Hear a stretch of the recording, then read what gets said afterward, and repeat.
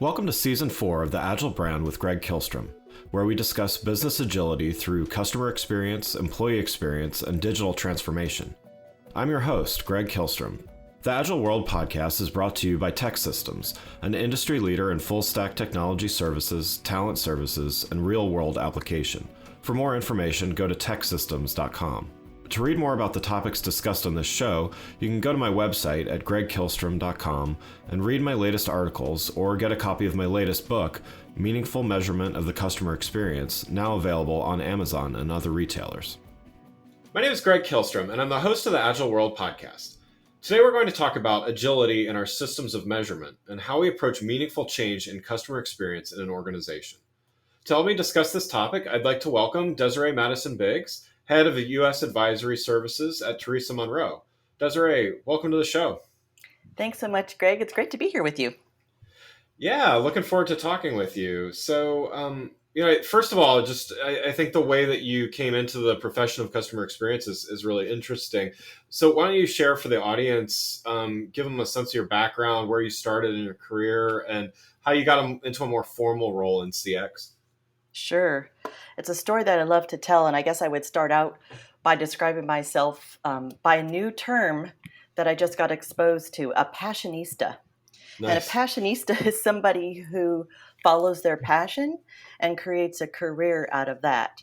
And so I would say my trajectory or my journey has been quite diverse. I started out as a social worker with juvenile delinquent boys, as a matter of fact, which I think made me distinctly ready to deal with the corporate world.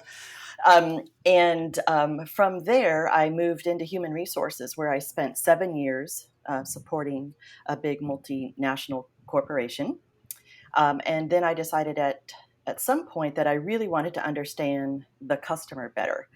And so I went to a startup company, one of the first internet service providers in the country that was serving consumers before it was even a thing. And from there, I learned a lot about technology. I learned a lot about selling. And I learned a lot about customer satisfaction and what happens to sales when customer satisfaction is not so great. And I kept thinking about how you create better experiences, because if you want to have profitability, if you want to have good revenue and all those things that are beneficial to the whole company, you've got to have an approach that is holistic, and you've got to fix things that are broken. And lots of things break along the way, especially if you're making things up as you go. So I found myself eventually in a director role of a sales organization, and I created a customer satisfaction role. And that person was responsible for doing interviews with the new customers that came on board. And so from there, I found that so useful. I got into business process improvement for a short time after I left the sales world, and found out from an operational perspective what it takes to fix things. And I think right about that time was when customer experience was beginning to take a form that was new and kind of a fresh approach, and new metrics were being measured and utilized and experimented with, NPS being right there. So I knew Fred Reichheld, and we were a SatMetrics customer at that time, and they were the co-creators of it. So I was able to put some experiments into place, and I took a role on which was completely dedicated. At that time, it was called customer satisfaction and loyalty. So I was responsible for getting all the metrics in place and driving voice of customer adoption within the company, and just kind of made it up from there. Great. Well, yeah, let's dive in then and talk a little bit more about measurement and customer experience. And so you just mentioned your involvement and usage of Net Promoter Score. Earlier in your career, you were using Customer Loyalty Index, and then you switched to NPS. Can you talk a little bit about that process, and what was the decision, or the some of the guiding ideas behind switching? I think if I were going to bottom line it, it all has to do with actionability. And while the Customer Loyalty Index was useful in creating a metric where everybody played a part, it was less obvious who was responsible for what. And so that created a lot of either distance in the organization from the metric, or it created a lot of distance between each of the organizations. And it Yeah. was hard to bring people together to decide what was going to be fixed and what was most important to be fixed and what was really the impact overall. So what, you got the CLI, what does it really mean? Right. And Right. so when the research for Net Promoter came out, it was like, well, duh. It's all about, do your customers love you or not? Right. And Right. what was the science behind it? And I know, after 20 years, there's been lots of pot shots taken at it and lots of people have poo-pooed it, but more have found it to be a pretty vibrant outcome metric. And that's what we Yeah. found it to be too.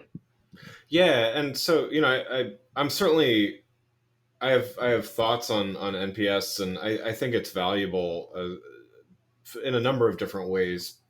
But there's also other measurements as well that kind of augment NPS, and I think NPS can be a great relative baseline. In some instances, to just see if you have years and years of this same measurement, it's incredibly valuable to be able to see things fluctuate and everything like that.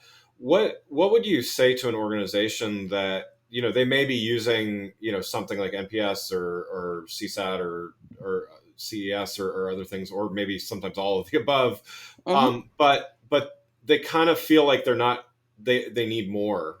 Can an organization kind of be stuck in looking at things through a single lens? And how would you recommend that they experiment with new ways of measuring while not giving up the important legacy stuff like an NPS? Yeah, you've actually raised a couple of really good points. Um, I think the most important thing is understanding the difference between KPIs and outcome metrics. Hmm. And then within your outcome metrics, being really clear on what drives them and building that scaffolding towards that outcome, which is, which customers love you and why. And so if you can do that by understanding your organizational and cultural metrics, right? So your employee metrics, which are foundational, and then you have your operational metrics and like how is your operations actually performing relative to whatever standards are appropriate. And then, how do your top line metrics like customer preference, purchase intent, and all of those kinds of things, how do those show up? And then finally, how do they display themselves in outcome metrics? And one of the things that I have seen is that, well, I've seen a lot of things, but one of them is that NPS gets overused and it gets put into like process metrics and it gets put like you NPS Yeah. everything. Yeah. And it's a measure of relationship. And if you're not measuring a relationship, you shouldn't be using NPS. You should use transactional relationships, and transactional scores and metrics. And you can do a transactional NPS, but it's slightly different. It doesn't adhere to the principles of the overall NPS. But the main thing is you have to be able to track the correlation and the causations of why your metrics are moving. And if you can build that with the help of key folks within the organization, because it's definitely a game that you play with the whole team, then you have a chance of really driving systemic change and changing your NPS score and other outcome metrics that you're measuring in a meaningful way. Do you think we'll ever move past NPS, or is it not really? Is that not really the right question to ask? Is it more about augmenting NPS with other things? I think that's a really good question. I think people like new and exciting things. Yeah. And I guess if you could come up with a question and the supporting statistical relevance of that question to outcomes and behaviors that are equal to or better than NPS, that could win the day. But after 20 years, NPS still is a shining star in the Yeah. ability not only to measure things, but to motivate people, um, to help them to understand what creates somebody who is an advocate or a promoter of your brand. I mean, like, that's the holy grail for a marketing organization. It's like, okay, well, if our NPS is here, what's reasonable? What are our competitors doing? And then what do we need to do to get better? And does the organization understand what those things are? And do we have the mechanisms in place to capture that and to drive those changes? Like what are your closed loop performance metrics and your processes? right, to your inner loop, right, the individual. How do you action the feedback that you're getting and how do you communicate about those actions? And then you have your learnings from the treasure that you're given by your customers to deliver to the rest of the organization, whether it's your product group, whether it's your support organization, and then what do they do with that information? And then how the trickiest part, Greg, this will probably sound familiar, is that there are other competing metrics within the organization, and you get Yeah. people from different persuasions that will take pot shots at any metric or not take responsibility, or they have a listening post or a channel for feedback that they just prefer. Right. And so then it Right. becomes um, the way that I've seen that resolve and have helped to resolve that is to show that the customers are saying the same things, they're just saying it at a different level, and sometimes it's more actionable than others, right? And so being able to tell the stories behind your customer measurements and those metrics that show, that's the art of being in the customer experience world.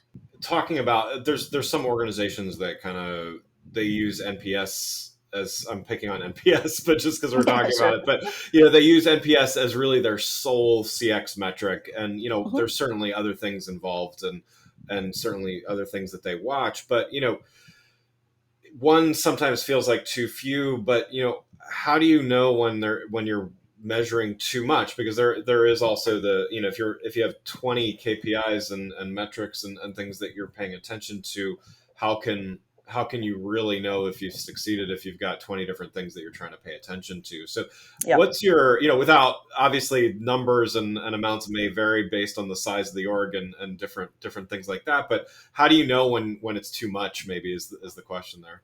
Yes, and I think too much and the right thing is the other aspect of that. And so the way that I think about it is that if NPS is your relationship metric, then putting together a relationship survey and the analytics behind it to understand what really is correlated to customer loyalty is the most important thing. And from there, you can start to tease it apart and to understand what performance metrics within the organization, whether it's operational, whether it's financial, even employee, which one of those correlate to NPS. And then each group understands their line of sight to NPS, right? So if it's the overall satisfaction with the product, or if it's um, overall satisfaction with support, like where do those line up and what drives that level of satisfaction within those operations? And so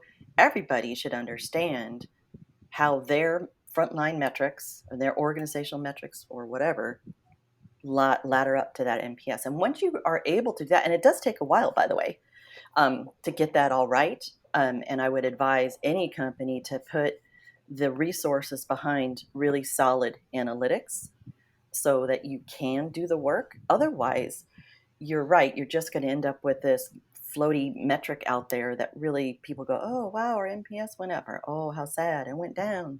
Yeah. But if you can't tell a story about why and watch what's happening in the market and the influence on customers' brand perception. If you can't understand when you're understaffed in your support organization and all of your numbers go down, and then you watch NPS go down, 3 months or a month later, Right. if you can't tell that story, then you're going to get tripped up and you're not going to be very successful. Yeah, I really like that because I often talk about, when you're building a customer centric culture, everyone should be able to have a line of sight to the customer from whatever, wherever they sit basically in the org, Mm-hmm. even if they don't feel like they have a relationship with the customer or their work doesn't relate to that. So I like that you're adding that adds a quantifiable component to that. It's not just a feeling and a motivation, which are also important, but it actually adds something quantifiable, which also appeals to the statistician in me, I guess. Mm-hmm. Yeah. Yeah. So let's switch gears a little bit and talk about the impact of the pandemic. I mean, we're, as of recording this, we're 18 plus months into the pandemic. Impact of that on business, and what does it mean from a CX perspective? And what's changing and maybe what's not changing. So, what do we need to be thinking about from a customer perspective as we begin to, fingers crossed, like as we approach a post-pandemic state of being? So the phrase that comes to mind when you ask that question is that the more things change, the more they stay the same. Yeah. And I think about customer experience and where and its rich heritage and legacy from which it came, which is business process improvement and all of the efforts that were going on in the 80s and 90s for companies to deliver excellence. And Yeah. so if we think about that, we have this rich heritage of change management and operational measurement and outcome metrics and everything. And we're really standing on the shoulders of giants with that. And so if I think about where we need to be going now and thinking about the pandemic, I don't think, in some ways, everything's changed, but nothing's changed. Yeah. What I think has happened is we have gotten clarity on things that were a little fuzzy in the past. And even though the value chain between the employee experience and customer loyalty has been talked about for decades, I don't think it's ever been more clear where the focus needs to be. And I remember, gosh, 20 years ago, 15 years ago, we were experimenting with understanding the correlation in the between employee engagement and customer Yeah. loyalty, right? And now I'm seeing in this space, that's what everybody is talking about. And I think some of the drivers of the adoption have definitely been the pandemic, but even before that and during, it's been technology and the ability to do so much more at a lower cost and being able to understand really what's happening, the voice of the organization, the voice of the customer, and the voice of the employee, and to be able to put them together in powerful ways that tell a story that really make people stand up and take notice. One last question to look at that, I guess, from the inverse angle, maybe the internal angle. Um, we're they're calling it the Great Resignation. The return to the office has been, in some cases, indefinitely delayed, or at least a very slow roll to get back in and stuff like that. What advice would you have for organizations that, some still haven't even figured out their true return to the office plan? Others are again, delayed or rethinking even. How do you maintain great CX while there's this kind of turmoil and turnover and uncertainty and stuff like that continuing? I have so much empathy for the leadership of companies that are wrestling with how to do their businesses now. What I'm excited about is that some of the um, desires of employees to work remotely, to be able to have a better life harmony instead of balance, right? Because balance is kind of a strange thing when you're trying to do 50 million things at once, Right. Right. but to have some kind of personal and work harmony. Um, so now leadership is being forced to deal with this in a way that they could have punted for years. Right. Fair And enough. Yeah. so I think that it is just a tremendous opportunities for brands to reinvent themselves around the customer experience and employee experience. And I would guess, I haven't seen research per se, I'm sure it's out there, but the companies that are doing it the best, where employees are the happiest, are actually haven't seen a decline in their customer experience at all. They've actually maybe even seen a more positive incline in Yeah. their Yeah. measurements. And so it's really back to that, what um, changes stays the same. It's like it's about the human experience and it's really about service. Like, how do I, in human resources, serve the product organization such that they can be successful? How do I, in the product group, um, develop in a way that the support organization can be successful and not cost the business its bottom line because they're always trying to Yeah. fix everything, right? Right. Like, how do we come together as human beings serving other human beings and make the world a better place? Yeah, and I do think that to take the optimistic and positive standpoint on the the last year and a half or so is, I think we've all, or at least most people, have learned a bit of empathy for others and their situations, and so I think even the customers are more empathetic to those employees. And that doesn't mean customers are still, I think they're expecting better experience and more personalization and more of everything and quicker and everything. But at the same time, there's a bit of empathy for companies that treat their employees well. I mean, I think there was that already. There was kind of shifts towards even paying attention to how a company treats their employees a bit more. I see that increasing as well. Would you agree? Yeah, definitely. And as you were talking, I was thinking about some experiences that I've had as a customer recently, which has highlighted one of my concerns, several of my concerns, but this is a big one, and that is that we allow technology and automation to supplant the human experience, such that it actually creates more friction than it does resolution. And the sense of anonymity that comes with some artificial intelligence implementations is just horrible, and it's isolating, and it absolutely will divorce you from your customer base, particularly when things go awry. And we all know that we create policies, we do hiring, we do all these things that help create a business, and it doesn't always work that great, right? And it's Right. constantly you're trying to catch up, or you're trying to be better, etc. But if you don't have accurate measurements that help you to understand where your automation is working well for your customers' relationships or not, that is going to be the one that trips you up, probably more so than anything else, because customers will leave you and you'll never know until you see your leaky bucket so full of holes it'll look like Swiss cheese. Yeah, absolutely. And I love that you also brought it back to measurement. That's a great way to come full circle here. Well, Desiree, thanks so much for joining the show. I really enjoyed talking with you here. For those listening, what's the best way for them to keep up with what you're doing? Well, you can see me on LinkedIn and my hashtag is, well, that's not really my hashtag, but it's Feedback Diva, or it's Desirree Madison-Biggs. That's where I do a lot of my posting. And you'll also see me working with a whole lot of different customers out there. Greg, thanks so much for having me here. Wonderful. Yeah, absolutely. Well, again, I'd like to thank Desirree Madison-Biggs, head of U.S. Advisory Services at Teresa Monroe, for joining the show. Thanks again for listening to the Agile Brand with Greg Kihlstrom podcast, brought to you by Tech Systems. If you enjoyed the show, please take a minute to subscribe on your podcast channel of choice and leave us a rating so that others can find the show more easily. You can access more episodes of the show at www.theagilebrand.show. To get a copy of my latest book, Meaningful Measurement of the Customer Experience, visit my website at gregkihlstrom.com. Until next week, stay agile.